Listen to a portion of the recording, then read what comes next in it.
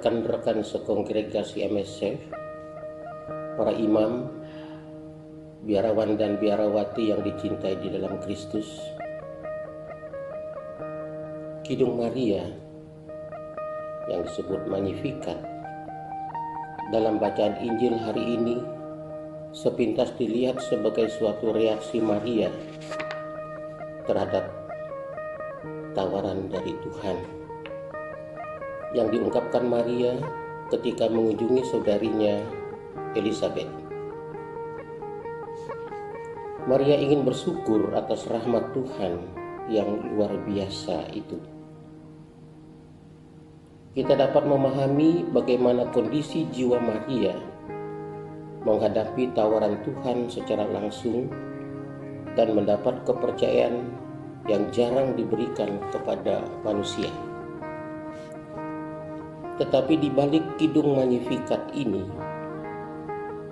terbersit beberapa hal yang secara kritis perlu kita perhatikan. Ketika Maria mendapat tawaran menjadi ibu penebus dan harus mengandung seorang calon bayi yang kemudian akan menjadi penebus, tawaran itu seperti petir di siang bolong bagi Maria. Maria memang sudah bertunangan dengan Yosef, tetapi mereka belum menikah dan belum hidup bersama. Konsekuensi mengandung sebelum nikah membuat Maria sangat ketakutan. Bayangan akan dirajam, mendapat malu, mendapat cibiran negatif, membuat Maria mengajukan pertanyaan, bagaimana hal itu bisa terjadi? Karena aku belum menikah. Lukas bab 1 ayat 34. Malaikat Gabriel hanya mengatakan, sesungguhnya engkau akan mengandung dan akan melahirkan seorang anak laki-laki, dan hendaklah engkau menamai dia Yesus. Setelah beberapa penjelasan dari malaikat, akhirnya Maria mengatakan, fiat voluntas tua, terjadilah padaku menurut perkataanmu. Ketakutan Maria yang dialami oleh Yosef juga, yang ingin meninggalkan Maria karena takut mendapat mimpi, karena takut akan konsekuensi di dalam hubungan mereka.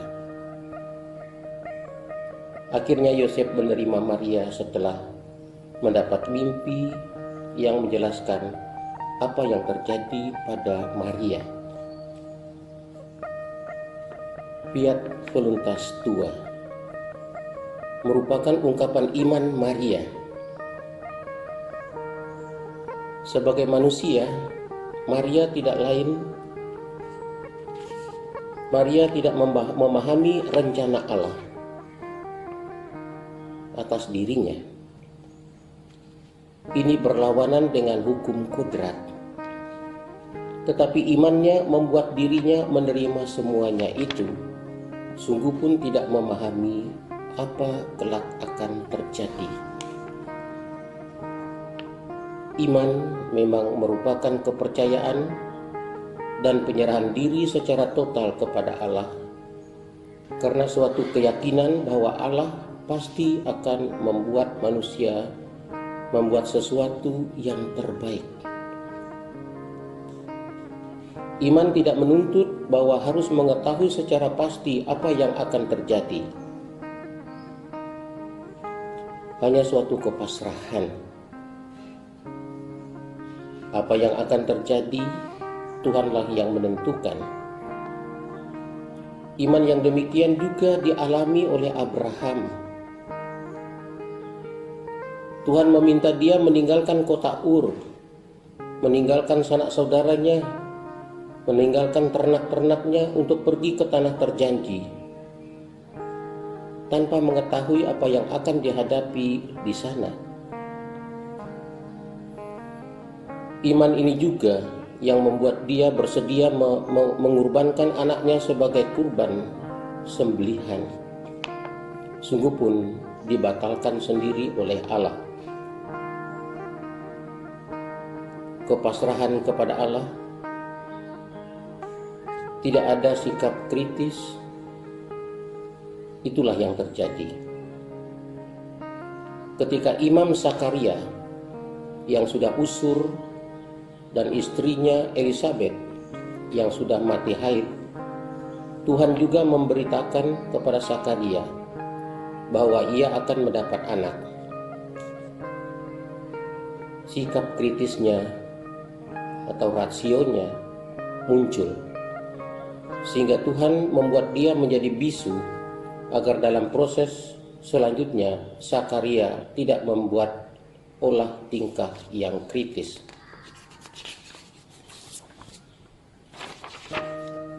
Ketika Tuhan memanggil kita untuk mengikutinya, ikutilah aku, kita secara spontan menjawab, siap. Tanpa pikir panjang dan tidak tahu apakah akan mampu dan apakah yang akan terjadi di kemudian hari. Ketika diajak untuk memasuki suatu bentuk kehidupan yang tidak dimengerti oleh masyarakat, kita dibuat bisu seperti Zakarias agar jalan panggilan menjadi mulus. Sikap krisis membuat banyak berbalik haluan kembali kepada kehidupan duniawi. Iman ini juga mewarnai kehidupan berkeluarga. Ketika Tuhan menunjukkan calon pasangan dengan sarana manusiawi, mereka melanjutkan ke jenjang pernikahan. Tidak diketahui mengapa memilih pasangan ini. Tidak diketahui mengapa jatuh cinta pada pasangan ini. Karena iman, mereka memilih karena yakin Tuhan akan memberikan yang terbaik.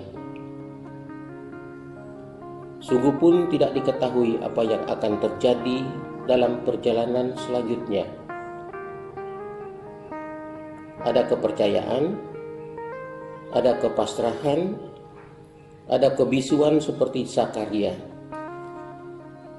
Tetapi bagi yang mengkritisi iman ini, mereka terjebak dalam bahaya mengkhianati imannya. Konsekuensi dari iman ini, baik yang menyerahkan diri secara total dalam panggilannya, maupun dalam hidup berkeluarga, adalah kesetiaan. Kesetiaan adalah suatu sikap di mana rencana Tuhan mau dijalani dengan sebaik-baiknya. Yosef dan Maria saling setia dan bersedia untuk berkurban demi kesetiaan itu. Abraham selalu setia dan siap berkorban untuk menanggapi kehendak Allah. Pasutri saling setia demi mengungkapkan iman akan panggilan Tuhan dalam hidup berkeluarga. Dan hal ini yang selalu beriringan di dalam menjalankan kebaikan Tuhan. Tentu dengan konsekuensi yaitu berkorban. Semoga kepasrahan kepada Tuhan dan kesetiaan atas kepasrahan itu mewarnai perjalanan hidup kita. Saya tutup renungan ini dengan sebuah lagu kesetiaan dari seorang istri terhadap suami. Sungguh pun suami dipenjara bertahun-tahun dengan lagu Yellow Ribbon. Misionaris keluarga kudus